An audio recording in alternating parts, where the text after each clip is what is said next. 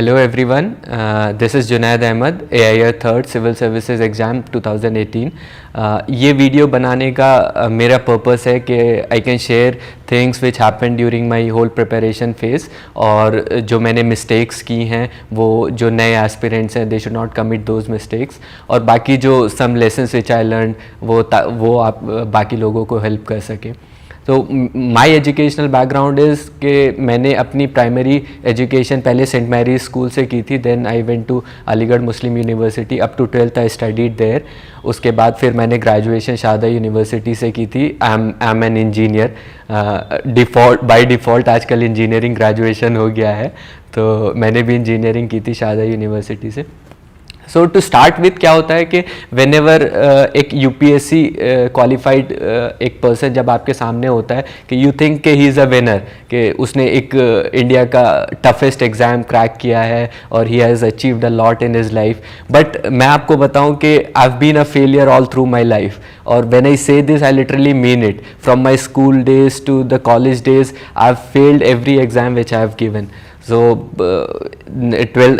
12th in graduation I thought of going for engineering exam. I didn't qualify that.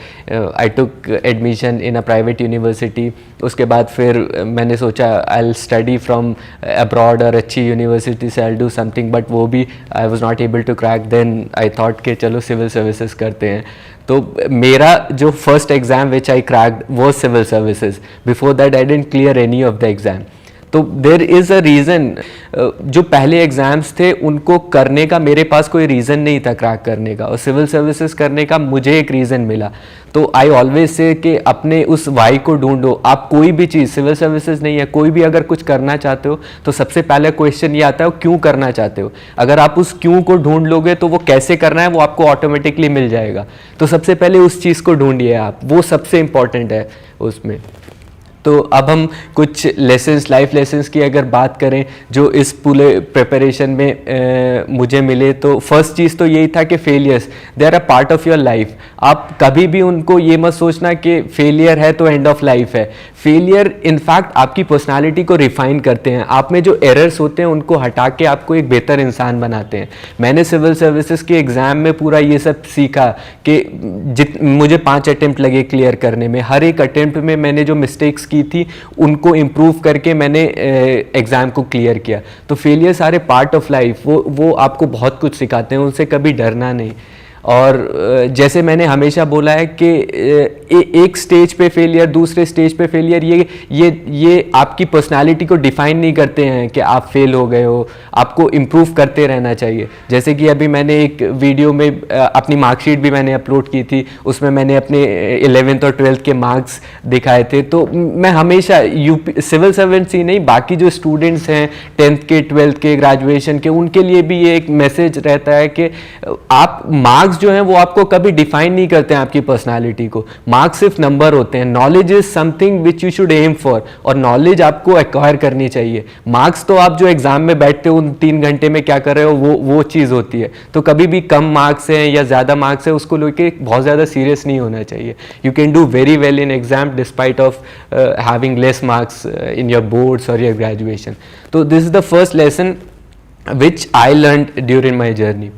अब दूसरा अगर बात करें तो सबसे बड़ी चीज़ जो है रियलाइज्ड इज कि हर एक इंसान ना एक अपने टाइम जोन में होता है। कोई भी ऐसा नहीं होता है कि किसी का टाइम फिक्स होता है कि अगर किसी ने यूपीएससी 23 साल में क्रैक कर लिया तो आपको भी उतने में ही करना है। किसी ने जॉब 27 में स्टार्ट कर दी तो आपको भी उतने में ही करनी है। हर एक का एक टाइम जोन होता है, और वो बहुत इंपॉर्टेंट होता है समझना। अब कोई इंसान फर्स्ट अटेम्प्ट में क्लियर कर लेता है, कोई 5th अटेम्प्ट में क्लियर करता है, तो ये चीज़ आपको समझनी चाहिए। और आप अगर एग्जाम्पल्स लेंगे ना तो आपको बहुत सारे मिल जाएंगे। अगर आप अली बाबा का जो फाउंडर है, जो बिलियनेयर है, चाइनीज़ बिलियनेयर जैक मा, अगर आप उनकी स्टोरी पढ़ेंगे तो आपको रियलाइज़ होगा कि he also literally failed at every step. उन्होंने ग्रेजुएशन में, कॉलेज में और अपनी उसमें जॉब में, जॉब के लिए ही अप्लाइड इन KFC, आप सब लोगों को पता होगा 24 एप्लीकेंट्स में he was the only one who got rejected. और अलीबाबा उन्होंने 35 की एज में फाउंड किया था, एस्टेब्लिश किया था। तो at 35 he started his journey और आज ही is one of the richest person in the world. तो ऐसा कुछ नहीं है कि आप मतलब एक मास कल्चर जो होता है कि इतने साल में वो करना है, इतने साल में जॉब करना है, ये सब नहीं होता है। एक पर्टिकुलर टाइम जोन होता है हर एक इंसान का, उस हिसाब से आप काम करो, आपको सक्सेस मिलेगी। आपको ये नहीं सोचना चाहिए कभी भी। The third thing which I have realized during this preparation is देखो क्या होता है, सक्सेसफुल और अनसक्सेसफुल लोग जो होते हैं ना, उनमें बहुत थोड़ा सा फर्क होता है और हमें लगता है कि ऐसा पता नहीं इन्होंने क्या कर लिया है। बस एक थोड़ा सा है कि they never give up, successful people. और वो ही चीज़ आपको समझनी चाहिए कि नॉट सो सक्सेसफुल पीपल ऐसा नहीं है कि उन्होंने कुछ नहीं किया है, बस वो क्या करते हैं कि किसी स्टेप पे जाके गिव अप कर देते हैं और जहाँ से वो आगे नहीं बढ़ पाते हैं। तो आपको अगर लाइफ में कुछ अचीव करना है, कुछ सक्सेसफुल बनना है, तो सबसे पहले इंपॉर्टेंट है आपकी लाइफ में एक गोल होना चाहिए। गोल इज समथिंग जो कि आपको डायरेक्शन देता है लाइफ में। आप शुरू से ही गोल रखना चाहिए और उस गोल को अचीव करने के लिए आपको हार्ड वर्क करना चाहिए और नेवर गिव अप एटीट्यूड रखना चाहिए। अगर आप ये रखेंगे तो आप हमेशा लाइफ में सक्सेसफुल रहेंगे। और एक लास्ट चीज़ जो I have learn from this exam, I am sitting on this side, एक सिविल सर्विसेज एग्जाम में सेलेक्ट हुआ हुआ स्टूडेंट। आई एम सेइंग कि लाइफ खाली IAS नहीं है। लोग ये सोचते हैं कि IAS इज समथिंग जो कि मिल जाएगा तो सब कुछ अचीव हो सकता है। Life is way above than anything, वो IAS हो या कुछ भी हो, वो IAS is a part of your life, a phase of your life, और उसको एंजॉय करना चाहिए। तो आप अगर ये सोच के करेंगे कि सिर्फ IAS ही मेरी लाइफ है या इससे आगे या इससे पीछे कुछ नहीं है, तो ये जस्टिफाई नहीं कर पाएंगे आप अपनी चीज़ों को। तो ये आपको समझना चाहिए इस चीज़ को, ये बहुत इंपॉर्टेंट है। अब will come to the part जहाँ पे जो नए बच्चे हैं वो प्रिपेयर करना चाह रहे हैं, तो उनके लिए कुछ चीज़ें सबसे इंपॉर्टेंट है ध्यान में रखनी। फर्स्ट चीज़ है टाइम पीरियड।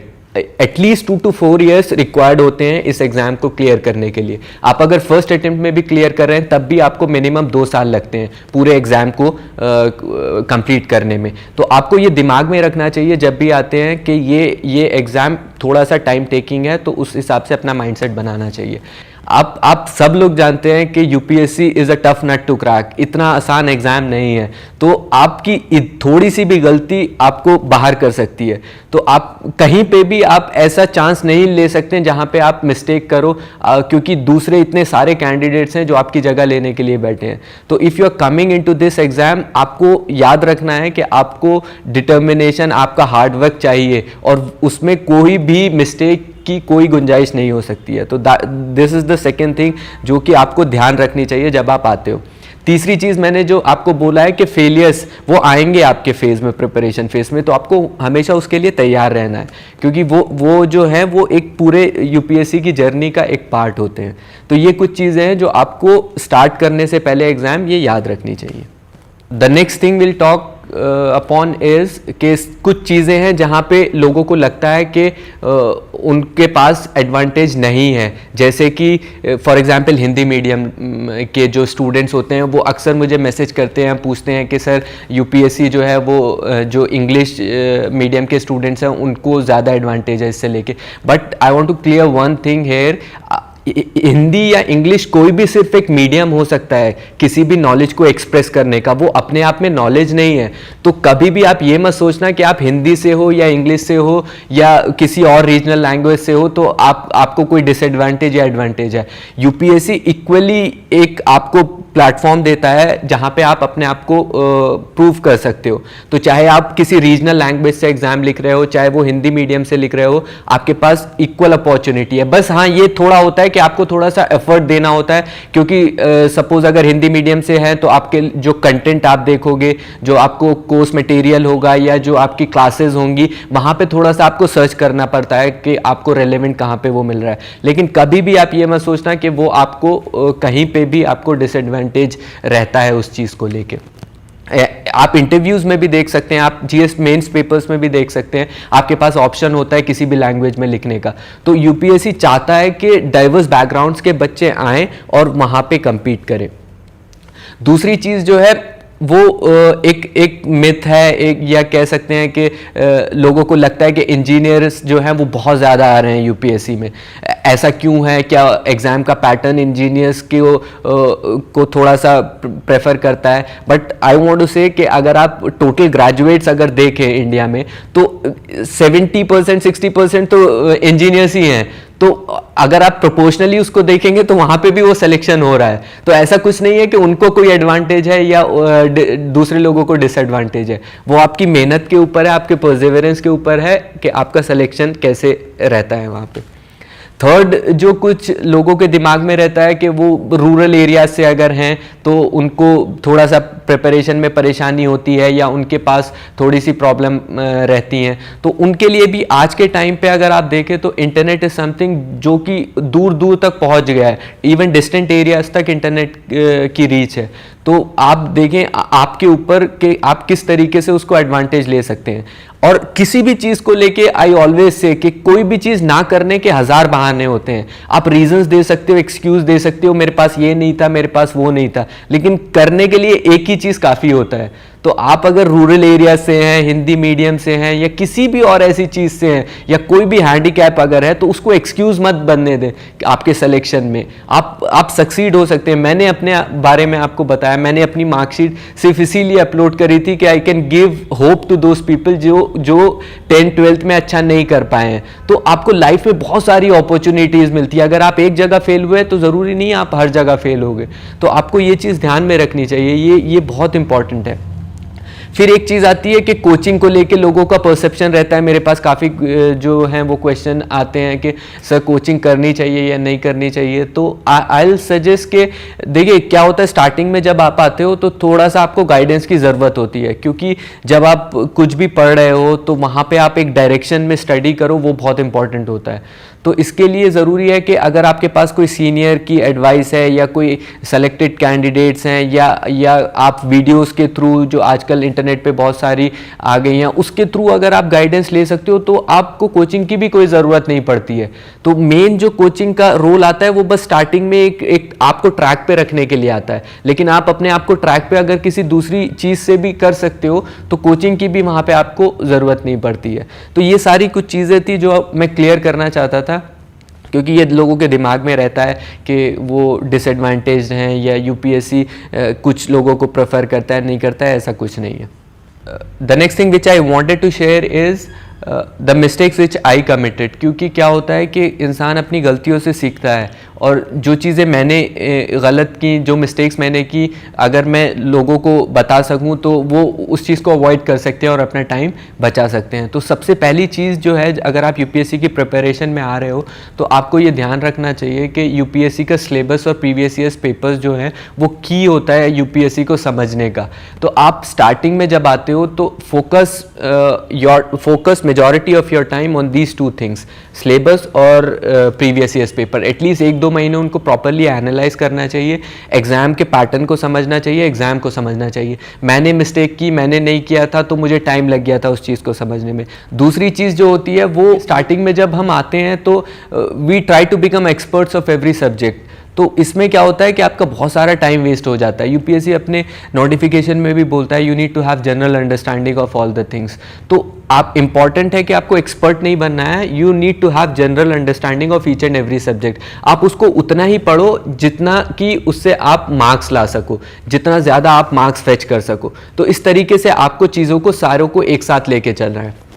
तीसरी मिस्टेक जो थी वो ये थी कि लोग ये सोचते हैं कि प्रीलिम्स, मेंस, इंटरव्यू ये अलग अलग पूरा एक फेजेस हैं। तो कुछ लोग अननेसेसरी टाइम प्रीलिम्स में निकाल देते हैं, कुछ मेंस में निकाल देते हैं। तो इस तरीके से नहीं करना चाहिए। प्रीलिम्स, मेंस, इंटरव्यू पूरी इंटीग्रेटेड स्टडी है। मैं अपना एग्जाम्पल दूँ तो मैं फर्स्ट सेकेंड अटेम्प्ट में मैंने मेंस नहीं क्लियर कर पाया था और थर्ड अटेम्प्ट में मैंने मेंस क्लियर किया था बट फाइनल लिस्ट में नहीं था। ये जो मिस्टेक थी मैं ये ये इसलिए बोल रहा हूँ क्योंकि मैंने भी कहीं ना कहीं पे प्रीलिम्स पे ज़्यादा फोकस किया और नोट्स पे फोकस नहीं किया था, तो वो मुझे प्रॉब्लम क्रिएट किया था जिसने। तो ये चीज़ आपको ध्यान में रखनी चाहिए, ये बहुत इंपॉर्टेंट है। तो आपको करना ये है, आपके अपने सोर्सेज को कंसाइज करना है और रिवीजन मल्टीपल टाइम्स करना है।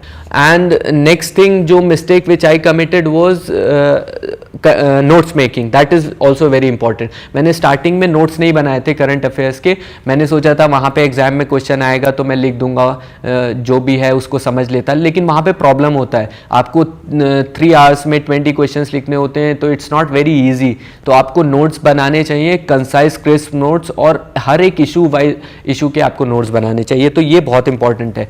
और नेक्स्ट मैं समझता हूँ कि group study something which is very important. मैंने स्टार्टिंग में उसको नहीं किया था, बट ग्रुप स्टडी समथिंग जिससे क्या होता है कि आपको एक डाइवर्स एक ओपिनियंस और एक अलग अलग आपको चीज़ें मिलती हैं, कंटेंट मिलता है। तो आपको एक ऐसा ग्रुप रखना चाहिए जिसमें लाइक माइंडेड पीपल हों, आप अच्छे हार्ड वर्किंग वो हों और उनसे आप इंटरेक्ट कर सकें और वो कर सकें। तो ये सारी चीज़ें जो हैं ये आपको हेल्प करेंगी। अब लास्ट थिंग इज, काफ़ी लोग मुझसे पूछते हैं कि how did you keep your self motivated इतने लंबे फेज में, क्योंकि इतने फेलियर्स थे, इतने कुछ थे। तो आई ऑलवेज से कि first thing is you have to believe in your सेल्फ। फेलियर्स जो होते हैं वो पार्ट है लाइफ का, लेकिन आपको ये ध्यान में रखना है कि यू कैन डू दिस। मैं हमेशा से मुझे था कि मुझे IAS क्लियर करना है, तो फेलियर्स थे या कुछ भी था, I used to say to myself कि Junaid you can do it. तो you have to believe in your self, कितना भी कुछ हो जाए आपसे बढ़कर कोई चीज़ नहीं है। अब जैसे मैंने कुछ दिन पहले कोट पढ़ा था कि लोग कहते हैं कि mountains can be conquered, but mountains कभी कॉन्कर नहीं होते हैं, वो वहीं पे हैं as it is you who conquer yourself. जो इंसान उस माउंटेन पे चढ़ता है वो अपने आप को कॉन्कर करता है। तो this is something which is important कि आप अपने आप को चीज़ों को रिफाइन कर रहे हो, अपनी पर्सनैलिटी में फेलियर्स को हटा के इम्प्रूव कर रहे हो, तो डेफिनेटली आपको सक्सेस मिलेगी। एंड द नेक्स्ट थिंग है कि आप कैसे मोटिवेट रख सकते हो कि आपको शॉर्ट टारगेट्स रखने हैं। मेरा क्या होता था कि आप जब ये सोचते हो कि नेक्स्ट ईयर क्या होगा, या अगला प्रीलिम्स नहीं हुआ तो क्या होगा, मेंस कब होगा, सिलेक्शन कब होगा, इतना लंबा सोचते हो तो आप प्रेशर में आते हो। तो मैं क्या करता था, डेली टारगेट्स, वीकली टारगेट्स रखता था, वो सबसे इंपॉर्टेंट है। जैसे कभी मैंने मेंस फेल किया तो एक बहुत लंबा टाइम होता है नेक्स्ट पूरे अटेम्प्ट के लिए, but I used to think of that particular day only कि मुझे उस दिन पर्टिकुलर डे में क्या करना है। तो आप अपने डेली वीकली टारगेट सेट करें, वो आपको हेल्प करेंगे इस चीज़ से ओवरकम करने के लिए। दूसरा, आप मोटिवेशन के लिए क्या है कि पढ़ाई से भी इंसान ना थोड़ा एग्जॉस्ट हो जाता है। आप कंटिन्यूसली एट अ स्टेज जब बहुत ज़्यादा पढ़ते हैं तो भी एग्जॉशन आता है, तो एक कोई फिजिकल एक्टिविटी, ट्रैवलिंग, ये सारी चीज़ें भी रखनी चाहिए अपने रूटीन में। ये आपको हेल्प करती हैं चीज़ों को इम्प्रूव करने के लिए। और बाकी कुछ लोग बोलते हैं जैसे कि सोशल मीडिया का कट ऑफ कर लेते हैं बिल्कुल, तो आई थिंक, और जैसे सोशल फंक्शन से बिल्कुल कट ऑफ कर लेते हैं। आई थिंक स्टार्टिंग में क्या होता है कि when you come into this preparation phase, थोड़ा सा इट इज़ रिक्वायर्ड, क्योंकि आपको बहुत सारी चीज़ें कवर करनी होती हैं, बट आप उन चीज़ों का प्रोडक्टिव यूज़ भी कर सकते हैं। जैसे सोशल मीडिया का भी आप प्रोडक्टिव यूज़ कर सकते हैं। आप जितने भी वेबसाइट्स हैं उन पे भी आर्टिकल्स होते हैं, उन पे अपना ओपिनियन बिल्ड कर सकते हैं। उसके ऊपर आजकल टेलीग्राम और बहुत सारे ग्रुप्स हैं जहाँ पे प्रीलिम से रिलेटेड, मेन से रिलेटेड काफ़ी इन्फॉर्मेशन शेयर होती है। तो उसका आपको प्रोडक्टिव यूटिलाइजेशन कैसे करना है वो आपको समझने की ज़रूरत है।